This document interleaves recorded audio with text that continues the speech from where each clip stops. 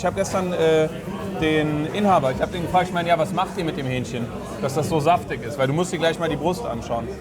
Ich meine, so, ja, habt ihr das irgendwie, pökelt ihr das vor oder so? Ja. Ich meine, nö. Einfach auf deren Spezialgrill, ordentlich Salz und gib ihm. Ich glaube, die machen es richtig heiß. Okay, ich bin jetzt bereit für die Brust hier. Ziehst du einfach so raus. Ja. Guck mal hier. Also wann hast du so eine Brust, wo so der Saft drin steht? Ja. Hast recht gehabt, Max. Oder? Mal wieder. Ja. Weil wirklich, Bernd und ich, wir dachten genau das Gleiche. Ich war da gestern, weil ich halt gedacht, komm, ich teste alles, was gehypt ist. Und man unterstellt dem Internet und der Masse ja auch gerne mal auch so einem Hype einfach hinterher zu rennen, blind hinterher zu rennen. Ja. Aber dieser Hype ist gerechtfertigt.